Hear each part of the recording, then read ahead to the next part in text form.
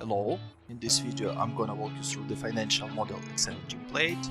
I will show you the main inputs, the core outputs, reports and charts. So let's get started.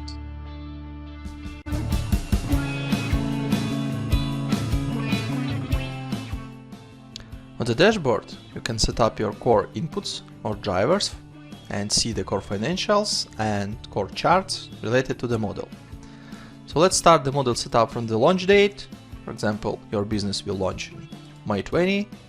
Also, you can see that each yellow cell has this notification window with explanation of what you're supposed to input in this cell. So it will help you to understand and navigate across the model easily. So the next step is to set up your marketing budget and visitors assumptions. You have two options in the model, which is online marketing and offline marketing. If you don't need, for example, offline marketing, you can just clean these cells and you will have only online marketing in your model. If you need both, just adjust these assumptions as needed and it will drive your model. So let me show you how it works. For example, for online marketing, you can put annual marketing budget, for example, $100,000, and each next year it will be additional $20,000. The next step is to set up the cost per visit. It can be $1, 1.2, 1.4, 1.6 and 1.8 by years. The same idea for offline marketing. And as a result, you can see the total visitors which you have by years. And the next step is to convert these visitors to new customers across the conversion rates across your sales funnel. So first of all, you have conversion rates from visitors to sales opportunities. Let's pretend this is 50%, for example. It can be changed by years as well. 52, 54, 56, 58. So 67,000 of visitors will be converted to 33.9 thousands of sales opportunities in 2020. The next step is to convert your sales opportunities to engaged opportunities. Let's pretend this is 20% and it can be equal across all the years. So 20% from 32.9 thousands of sales opportunities, this is 6.8 roughly engaged opportunities. And you can see this is also changeable by years. The next step is to convert your engaged opportunities to new customers. This is the final step of your sales funnel within the model, so you can put 10%, for example, 11, 12, 13 and 14. So 10% from 6.8 thousands of engaged opportunities will give you 679 new customers for the 2020.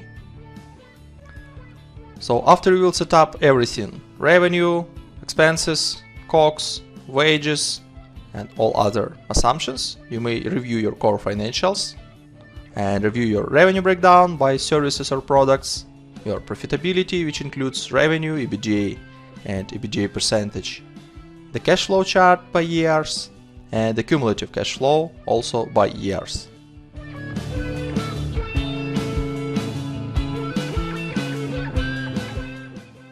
On the financial charts tab, you may see your main financial KPIs on the two sets of charts, which is the breakdown of 2 years by months and the breakdown of 5 years by months. So on the top, you may see the EBIT amount. The next set of charts will show you the revenue breakdown by products. The next, operating cash flow broken down by cash inflow and cash outflow. The next set of charts will show you the cash balance by months for the 2 years and for the 5 years. And on the last set of charts you will see the EBITDA as a yellow line and the breakdown of this EBITDA, which includes the revenue, COGS and OPEX.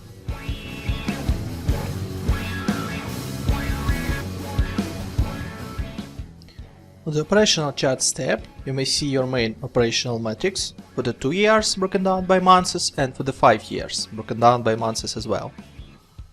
So on the first set of charts, you may see the new customers breakdown by your services or products, also for 2 years by months and for the 5 years by month.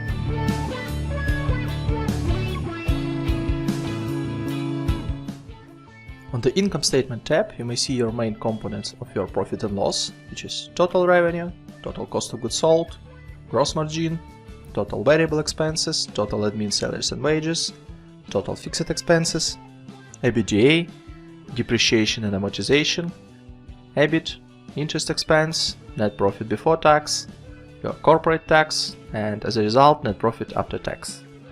Please note that each category has its own subcategories, so you may click on this plus button and see the detalization, for example, for fixed expenses, or for variable expenses, or for example for the revenue.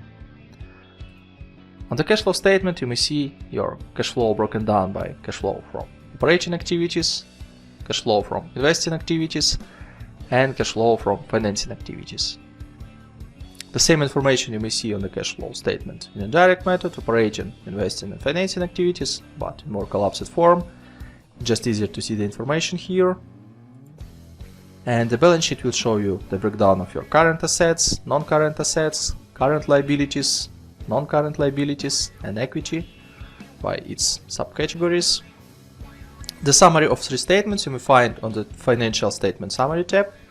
On the top you have income statement broken down by 5 years, and the selected year, which you can change here, broken down by months. Below you may see the same information on the chart form. The next set of tables and charts will show you the balance sheet, main KPIs broken down by 5 years and selected year by months. And the last part will show you the cash flow statement breakdown for the 5 years and for 12 months for the selected year, as well as charts with the same information.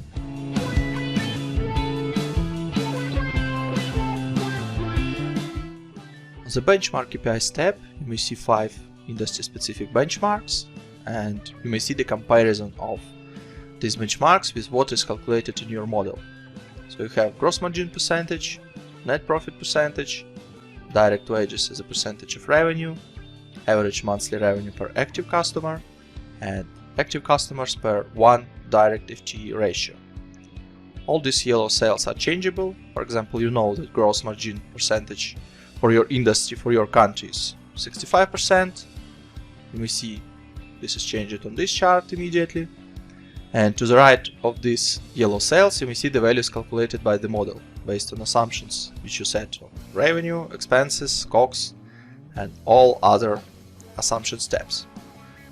On the graphical form, you may see also comparison of gross margin calculated by the model, which is blue, and industry gross margin, which is orange. The same net profit, direct wages as a percentage of revenue, average monthly revenue per active customer, and active customers per 1 direct FTE.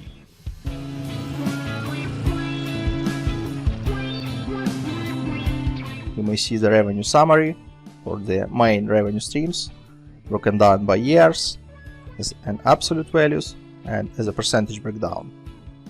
The same information is reported in here on the charts. Also, you are able to select specific year and to see the monthly run rate and revenue depth for these revenue streams. On the bottom of top revenue report, you may see the revenue bridge, and you may see the total revenue for the starting year and for the ending year, which you may play using these setups, and you may see the factors of growth of this revenue broken down by revenue streams.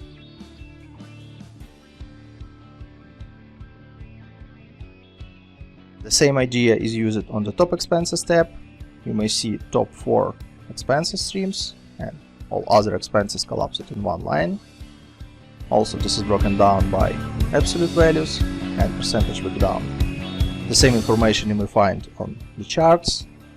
Also expenses depths, monthly run rate, with the ability to change the year, and expenses bridge with factors of expenses growth from one year to another year.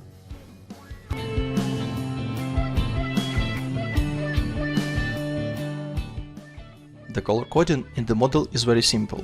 You may change any yellow cell in any yellow sheet within the model. This means that this yellow cell has some input, assumption or driver which impacts the calculation within the model. Blue sheets means that on these sheets there are some charts, reports and other information which can be useful for reporting purposes. On the tabs without color, you have some extra calculations related to revenue, to debts, equity, inventory, and everything which is needed for the reporting. Additionally, you have Contents tab, which allow you to navigate across the model very simple. So you may click on any report and you can go back. It is broken down by reports, assumptions, statements, and setup. There is short explanation about what each tab does, but if you want to know more, you can go to How To and to see more detailed explanation of what each tab does and what inputs you may find on this sheet and what kind of outputs you may find on this sheet as well. Any header of this section is also clickable, so you may click on, for example, Book Assets, and you go directly to this tab.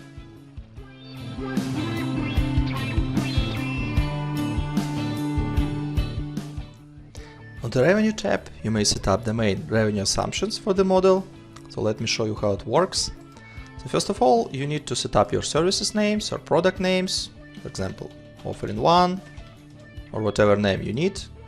Also, if you don't need all 5 services or products, you can just clean assumptions for 4th and 5th and have only 3 offerings. The next step is to set up your starting number of customers. If you have some active customers as of the start of the year, so you can put some numbers, for example 50, 60 for each service. If you don't have any active customers, you can just clean and start from 0 active customers. The next step is to allocate your new customers by different services. So it's changeable by years. For example, for services A, it can be 10, 15, 12, etc. And you can adjust to have 100% on the total, some other service, for example 25 and 20. So now you have 100% for all the years. The next set of assumptions is to set up your lifetime in months. Let's pretend that in services A, average customer will live in 5 months, services B type 6, 10, 12 and 15 months. To the right, you may see the calculation of active customers by years, depends of this lifetime.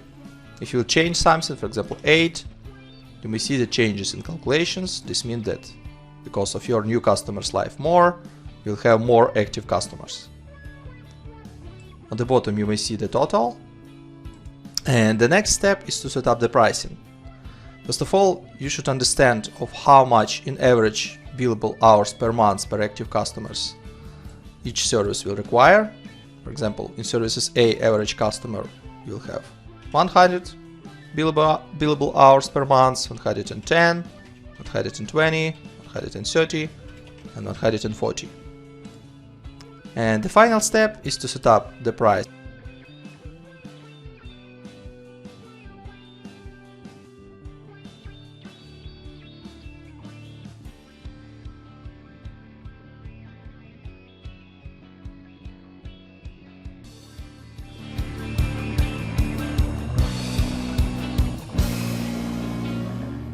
On the Seasonality tab, you may see the setup of marketing expenses, seasonality assumptions across the year by months. So you have yellow cells to set up your seasonality. It can be, for example, 15, 10, 5, 10, 8, 6, 7, 5, 10, 15, 5, and 5. As you may see, I just set up the breakdown of marketing expenses by year, and I see that check is red. That's because the total is 101%, means something is wrong here. So let's fix it. In October 14%. So now check is green and check is 100%, which means everything is good here. You may see also the chart below with the graphical explanation of how your marketing expenses are broken down by months. If you don't really need the seasonality for marketing expenses, you can just put 1 divided by 12, copy this across all the months, and you will see that your marketing expenses now is flat. So no changes across the months, just equal amounts each month.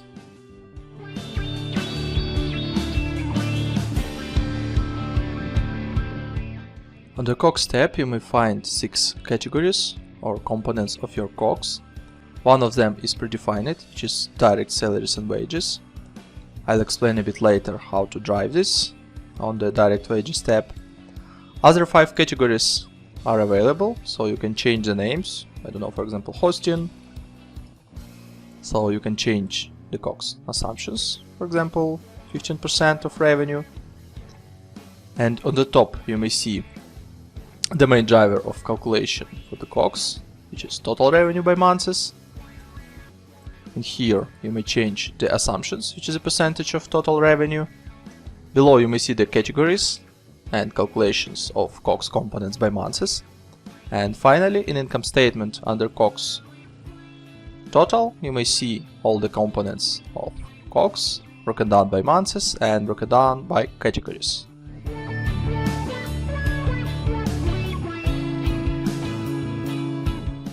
On the direct wages tab, you have 19 categories to set up your direct headcount. So let me show you how it works. First of all, you have 4 different subcategories, and let's go one by one. First subcategory has 5 placeholders, for example, account executive or SDR, and each one has its own basis and parameter.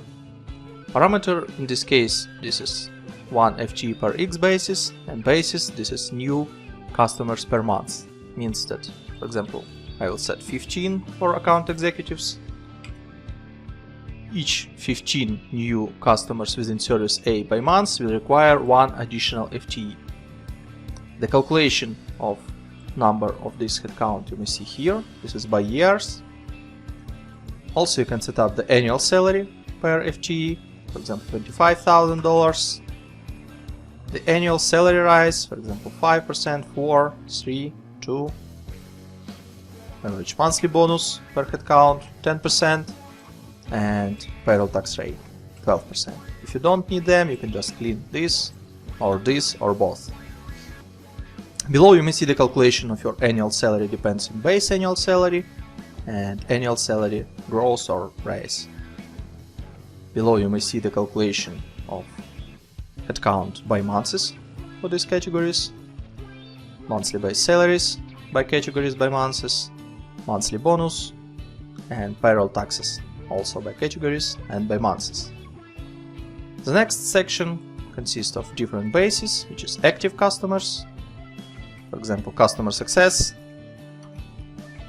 So it can be per each 20 active customers you'll have 1 new FTE or headcount. The same annual salary growth if it's needed, monthly bonus, and tax rate. The third subcategory has a trigger, which is billable hours. Means that for each, for example, 160 hours you need engineer,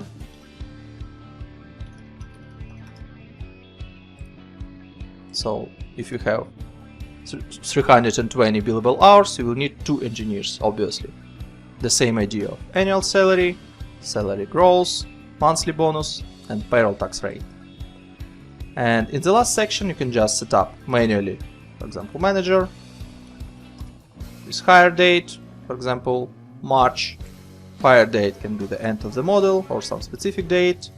Again, annual salary 50,000. You need to input the average number of headcount. It can be 1 always, or you can hire, for example, in year 2 managers, then 3, 4, and 5. So below you may see the calculation. It is hired in March, as we set up March of the start date. Starting from January it's 2, then 3, and etc.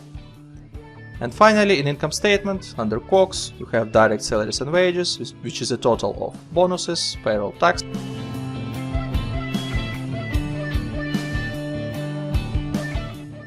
On the admin wages tab, you can set up to 19 categories for your admin staff.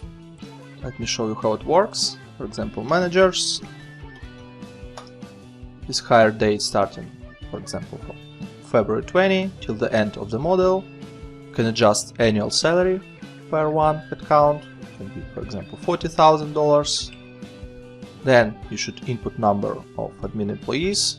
Let's pretend in the 2020 it will be 1, then 2, 3, 4, and 5. Then also you can input annual salary rise. So, for example, 3% of annual salary first year, for next, 5, and 6. Also here you have set up for the monthly bonus, for example 5% per month, and the payroll tax rate, for example 12. Below you may see the calculation of annual salary, depends on the annual salary for the base year and for the annual salary rise. Also here you can see the calculation of number of headcounts. It starts in February because we set up February start of hire. Here you can have monthly base salaries, monthly bonus calculation, and monthly base taxes, which is payroll taxes. And under income statement you have total admin salaries and wages section, where you may see the breakdown of all your headcounts categories and the breakdown the values by months.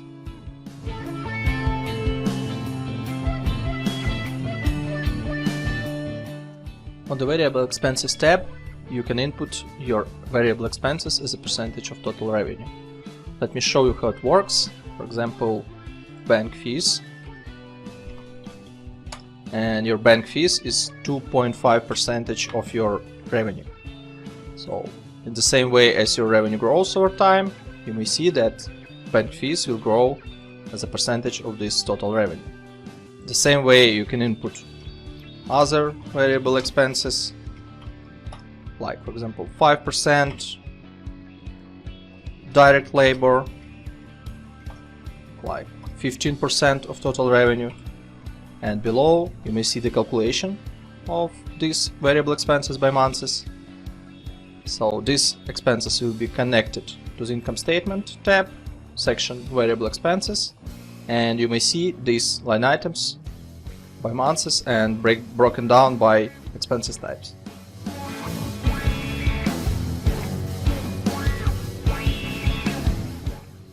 On the fixed expenses tab, you may input up to 15 line items for your fixed expenses. Let me show you how it works. For example, you have utilities. You will start pay starting from March 20 till the end of the model, which is December 24. You may see it here. Let's pretend periodicity will be daily with amount of $50 per day. So you may see this amount in here.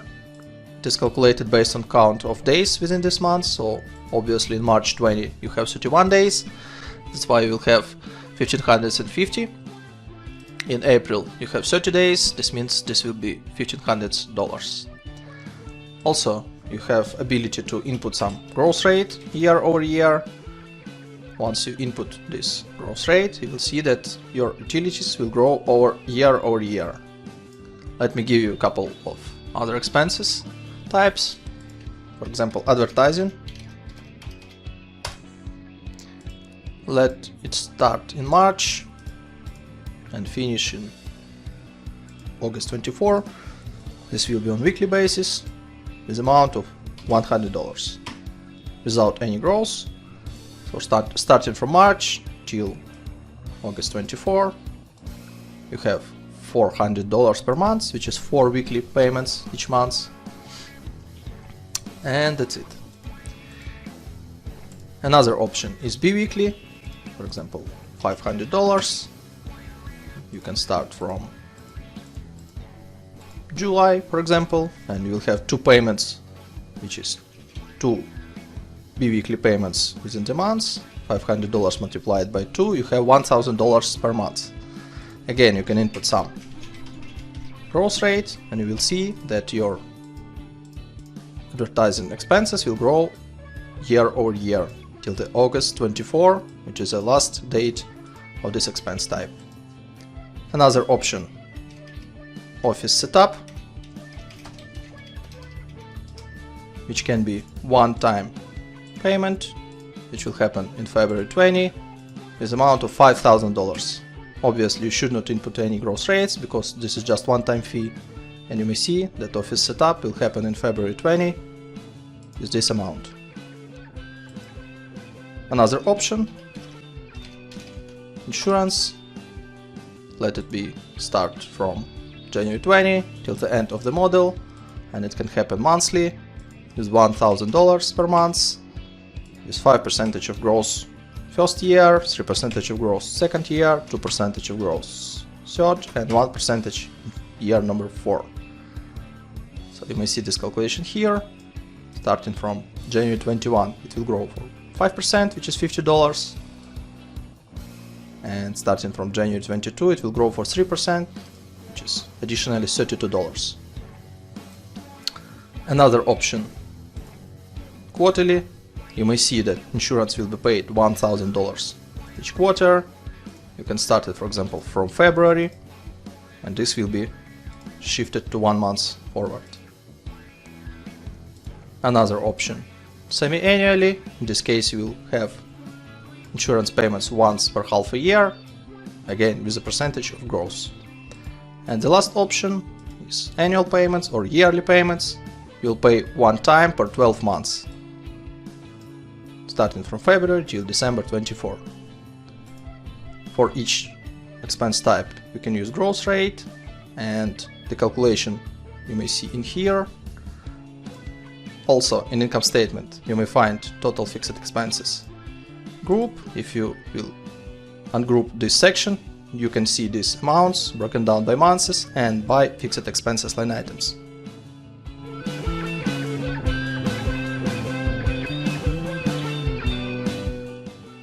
On the CAPEX tab, you may input up to 20 development expenses categories. Let me give you a couple of examples.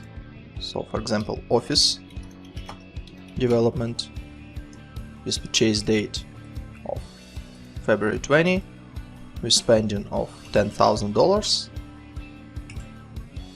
And you also can input payment delay. What does it mean? Let me set up 2 months, for example. It means that this amount will be accrued in February because of purchase date is February, but paid development expenses will be in April 20 for this office development. And you will have some balance of CAPEX accounts payable for 2 months. Let me give you another example. Other development expenses. Let's say March 20, $5,000 with 0 payment delay. This means that this amount is accrued in March and paid in March as well. The total amount of development expenses you may find in Assets tab. By default, it has useful time for 5 years for the calculation of depreciation. You may find calculation of depreciation for development expenses in here. Here you may also find capital expenditure and closing net book value. Additionally, you have up to 6 placeholders for other assets. For example, other assets with useful time of 10 years with cost of $25,000 and with launch date in April. You may find it in here. You can see capital expenditure.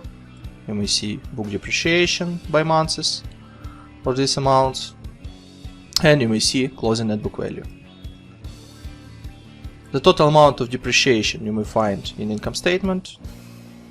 On the cash flow, you may find cash flow from investing activities for these assets, and on the balance sheet you may find fixed assets amount under non-current assets and CAPEX prepayment and CAPEX payables as well.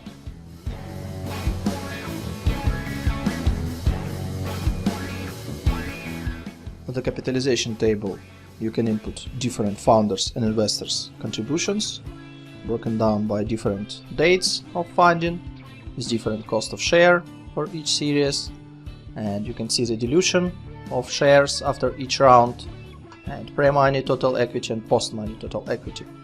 Let's pretend that we have 2 founders founder 1, founder 2. So total amount of shares for founder 1 can be 10,000, for founder number 2 20,000. Let's imagine that cost of share will be $2 and the date of founding is February.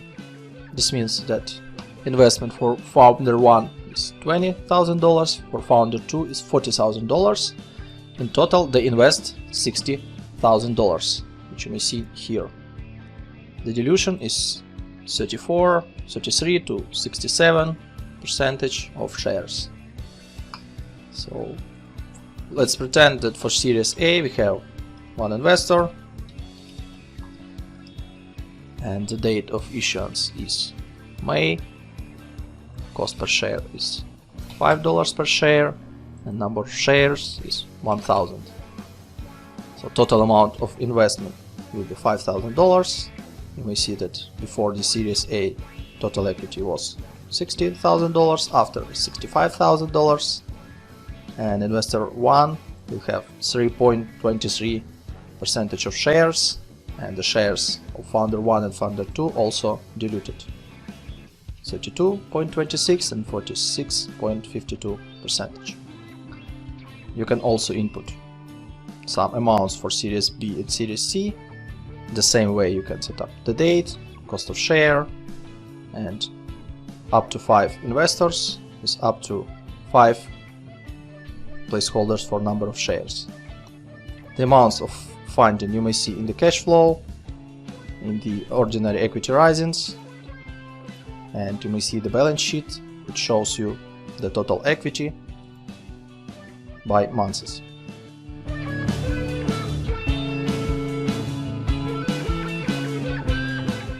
Also on the top of the dashboard we have debt assumptions. Let me show you how it works. So for each debt you are able to select the debt type. There are 2 debt types in the model, which is annuity and usual. Annuity means that each monthly payment, which consists your debt repayment plus interest expenses, will be